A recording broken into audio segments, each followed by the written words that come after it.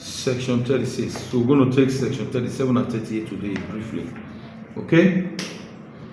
And I begin. The title of section 37 is Right to Private and Family Life. Right to private and family life. That has to do with every individual, every Nigerian. Right to your privacy, right to your family life. It's a little. The privacy of citizens, their homes, correspondence, telephone conversations, and telegraphic communications is hereby guaranteed and protected. Are we following? The privacy of citizens. Section 37. Now, when you hear the privacy of citizens, it goes to show that as a citizen of this country, your privacy is what? Guaranteed and protected. So nobody has any right to invade your privacy. Are we listening? Yes. So how can somebody invade your privacy? Someone can invade your privacy. Someone can invade when somebody that you didn't give an invitation comes to your house.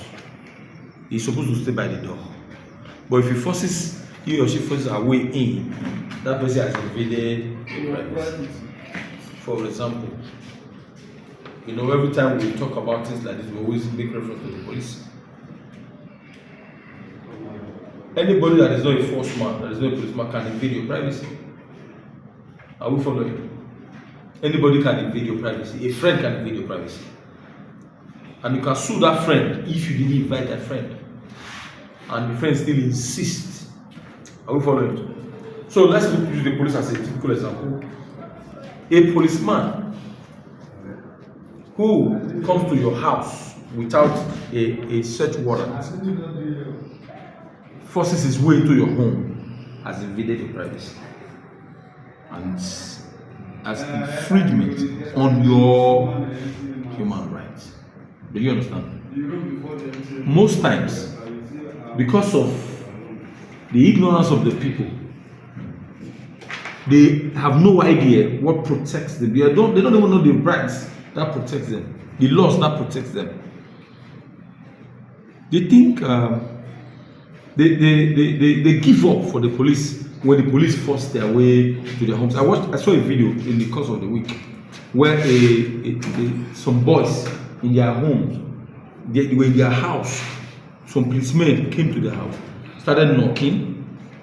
Then these men were looking through the window. What's going on there? Who are these people? Then all of a sudden, one of them started recording when he saw that they were policemen. They jumped through the fence. They jumped through the fence into the premises. First of all, without an invitation, without a search warrant. If you are with a search warrant, stay by the gate. Do you understand? The Administration of Criminal Justice Law 2026 also do not give right or power to any force man to enter your house by way of forcing his way in. You don't have the right unless you have what? A search warrant. So if somebody comes to your house and knock at the door, you say, who is there, please? He says, I am a policeman from so division. It's okay. We are here to see you, Mr. John. You say, okay. You open the door. You stand with them by the door. As you are there, then he tells you, we have the authority to search your house. You say, okay. Okay. We have been told that you harbor illegal ammunition and things. Okay. Where is your search warrant? And he tells you, what is wrong with you? I just told you with reliable information, we have come to your house to search. No problem. Can I see your search warrant? If he hasn't any search warrant on him, he cannot enter into your house. If he now applies force by way of pushing you off the way or start to engage in combat with you, that is invasion. Do you understand? You have the right to sue them. But a lot of our people, they don't know. They don't have this knowledge. When police come to their house, we want to search. You'll be afraid. Most times, I've been to a divisional headquarters around me here, where I went to report. I called the police in the morning because I got to report that some boys went to bust the generator house where they fix the generator, and they stole some generator. They brought it to a hideout. So I called the police. They came down before I went to church. They took the boy and some of those things that they stole. They got to the station. When I returned back, I went there in the afternoon, and they now said they want to go and search the boys' houses. So I went with them. We got to the first guy's house. I told them, I'm going home, I'm leaving you here because my house is not too far from here. So I left them there. Now, a case like that, they went to that boy's house to search if they would find any other incriminating stuff. But they have the right. All they need is what a search warrant. If you are going to search a citizen's house, get a search warrant. But this part of this country, people are so lawless, they don't even have any idea about any of this. So because it's a little boy, they went, the parents were afraid, they opened everywhere, they searched everywhere. They invaded that family's privacy. Sometimes they catch some armed robbers on the way. After some days, they chain them, they bring them to their homes to search without a search warrant. It's not proper. That's one. Two, okay, their homes. Now, first, privacy of citizens. We have seen cases where policemen stop a vehicle on the way and say, all passengers come down. When they come down, they start to search their pockets, search their bags. So that individual. The first one we looked at is their home when they come to your house. This one, we're looking at that, your privacy, as you are right there. Your privacy is your pocket, your bag, and the things you have with you. When they tell you they want to search, they need a search warrant to search. So little. Yeah, Africa. Now, because of the way we are, when the policeman tells you, I want to search you, you ask him, where is your search warrant? He will be angry with you and be brutal. Sometimes he will begin to want to engage you and say you are fighting the policeman on duty. Have you seen it now? Now you say, how do I now seek redress? How do I now get justice? It's very simple. It's very simple. Because we are not used to it. We haven't seen much persons record success. So we think it's a difficult task. Do you understand? Justice is delayed, but justice is always served. What they need in court is evidences that this thing really took place. Because it becomes your word against their word. What the policeman will always say, they will always have their way. I went to Orebene police station one time.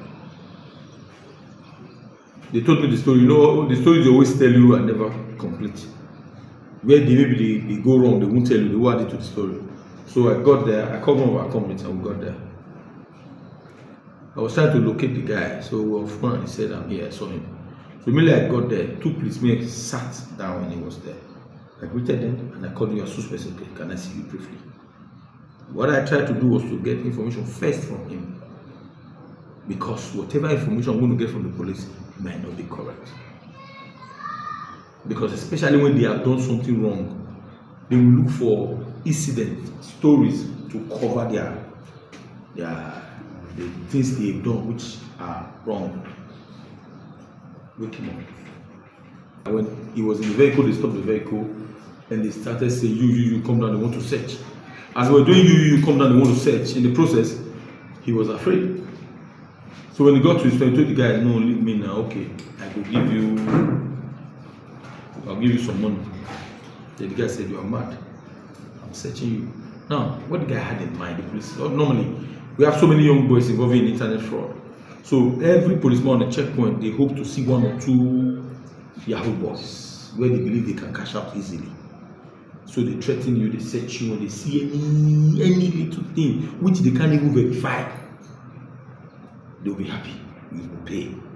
So when the boys show one sign, a little sign of fear, you are happy.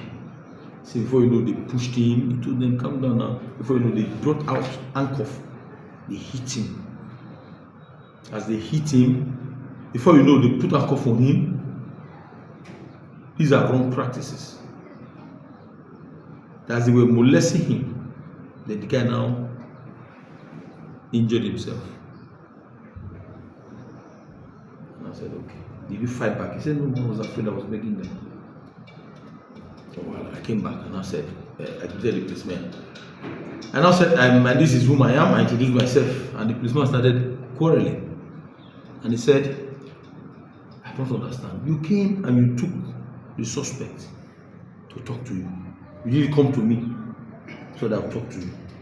I said, "I have come." He called me on the phone. I needed to hear from him first. Ordinarily, you will talk to me and he will still talk to me.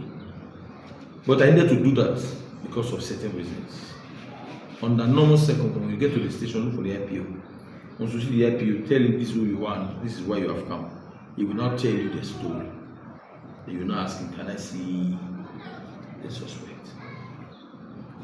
When the suspect comes out, they will not tell you the story. Do you understand? But when I got there, I saw the guy who was seated with them, so I'm not looking for him. I said, "Excuse me, please, I'm sorry. What happened? Are you getting it?" That action I pulled alone, they were afraid already. He was just trying to get balance for himself by saying, "You were not supposed to do that." And I said, "All right, no problem. If that action offended you, I'm sorry." It's okay. So what happened? The guy is this. The guy, imagine, the guy was fighting me, almost tore my shirt. Look at my hand. It won't be something they call something. Will you just say policeman start to fight the policeman? And I said, "Now, wow, why will he fight?" You say, "Yes." I said, what happened?" Say, when I saw it, I stopped the vehicle. I saw the way he was looking. I said, "Okay, enter the vehicle." Who are you that you enter the vehicle? Every suspect has the right to know where he is being taken to. When a policeman carries out an arrest, he has the obligation to tell the suspect, "We are going to visit," so that the suspect can inform his people where he can be located. Don't just take people on black sites. He will not even know where he's going. He doesn't know where he is. Then the people start to search for him everywhere. It's wrong. So he said the guy started resisting arrest.